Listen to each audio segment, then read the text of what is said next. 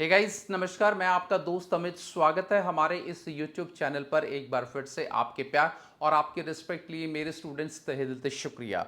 Guys आज मैं video के अंदर कुछ 4 से 5 ऐसी बातों का डिस्कशन करूंगा जो बच्चे बीएड फर्स्ट ईयर या सेकेंड ईयर के एग्जाम देंगे एमडीयू के, उन बच्चों को ये बातें पता होनी चाहिए। अगर इन बातों में वो नहीं जानते तो कहीं ना कहीं वो एग्जाम में फेल हो सकते हैं। इससे रिलेटेड हम लोग क्या डिस्कशन करेंगे।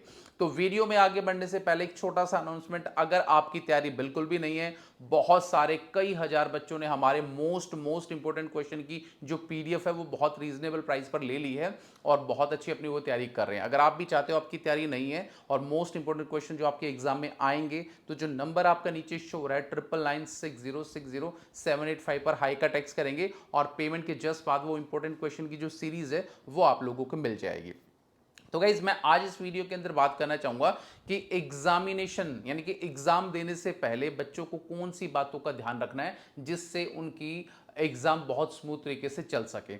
सबसे पहले जो बच्चे फर्स्ट ईयर और सेकंड ईयर के एग्जाम देंगे, खासतौर से फर्स्ट ईयर के बच्चे, उन बच्चों को, क्योंकि सेंटर दो जगह बच्चों के आते हैं, या तो झज्जर आएगा या फिर रोहतक आएगा, तो जो भी बच्चे दिल्ली एनसीआर के हैं तो वो टाइम से, जैसे आप लोगों का 2 बजे का एग्जाम है तो कम से कम अगर आपका खुद का व्हीकल है तो आप कम से कम ये मान के चलिए 11 बजे अपने घर से आप निकलिए। और जिन बच्चों के पास व्हीकल नहीं, जो बाय बस आते हैं, मेट्रो से आएंगे, उन बच्चों को कम से कम ये मान के चलिए 11:30, 10:30 या 11 बजे के 10:30 बजे के अराउंड उन बच्चों को निकलना है, जब जाके आप रोहतक पहुंच पाओगे। क्योंकि बीच में ट्रैफिक हो सकता है और आप लोगों को एग्जाम सेंटर में कम से कम आधा घंटा पहले पहुंचना चाहिए, क्योंकि 15 मिनट पहले आप लोगों को, 10 से 15 मिनट पहले आप लोगों को जो आपकी आंसर शीट है वो दे दी जाती है। उसमें अपना रोल नंबर कार्ड, जो सारी चीजें आप उसके अंदर भरते हो और फिर आपका 2 बजे करेक्ट आप लोगों का एग्जाम स्टार्ट हो जाता है।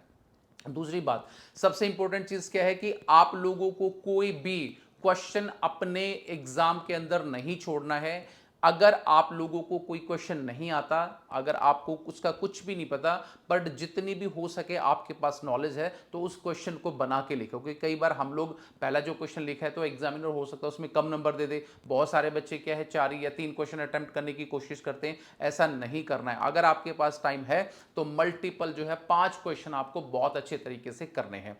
तीसरा इंपॉर्टेंट चीज क्या है कि अगर जैसे ही एग्जाम में आप बैठते हैं और बहुत दिन बाद अगर आप लोग अपने एग्जाम दे रहे हो, तो आप लोगों को टाइम मैनेजमेंट बिल्कुल भी क्या है एकदम क्लियर नहीं होता है। तो पहला बच्चा एक क्वेश्चन करने में कम से कम 40 से 50 मिनट लगा देता है, बट आप लोगों को ऐसा नहीं करना है। 16 नंबर के क्वेश्चन के अंदर कम से कम आप लोगों को 8 से 9 10 पेजेस क्या है मैक्सिमम आप लोगों को फिल करने हैं। और जितने भी पॉइंट्स है 8 से 10 पॉइंट आप उसके बना सकते हो, मैक्सिमम 12 पॉइंट बना सकते हो, और उन्हीं पॉइंट्स को आपको इलेबोरेट करना है जिसके माध्यम से आप लोगों का एग्जाम अच्छा हो सके।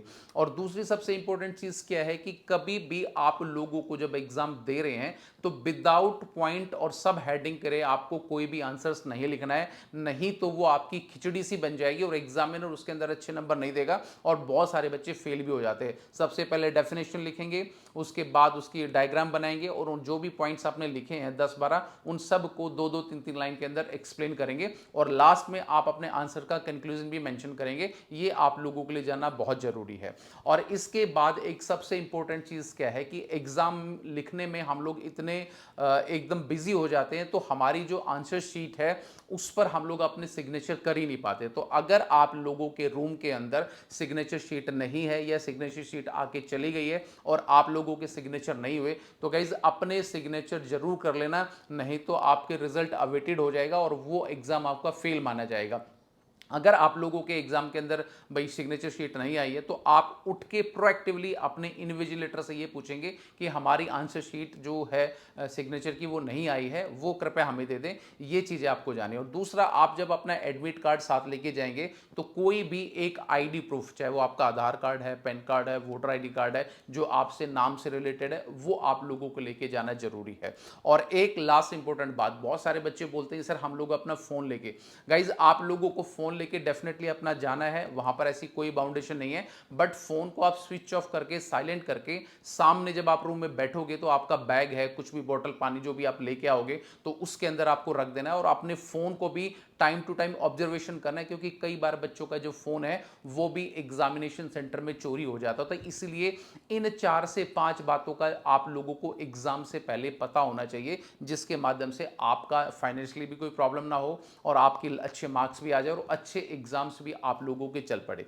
तो उम्मीद करूंगा गाइस एग्जाम से पहले ये एक इंपॉर्टेंट वीडियो मैंने आप लोगों के लिए बनाना था, जाके कुछ पॉइंट्स, कोई हिंट्स आप लोगों को मिले, और कोई भी क्वेश्चन नहीं छोड़ना है, सुंदर अच्छी हैंड राइटिंग में लिखना है, पॉइंट्स जरूर मेंशन करने हैं, अगर क्वेश्चन नहीं भी आता तो किसी से पूछ सकते हैं, ये सारी की सारी चीजें आप लोगों को करनी है। तो उम्मीद करूंगा ये वीडियो आपके लिए बहुत फ्रूटफुल रहा होगा। वीडियो आपको कैसा लगा please like, share and comment, और मिलेंगे किसी नेक्स्ट वीडियो में। तो till then bye, take care guys, मुस्कुराते रहना। Thank you so much.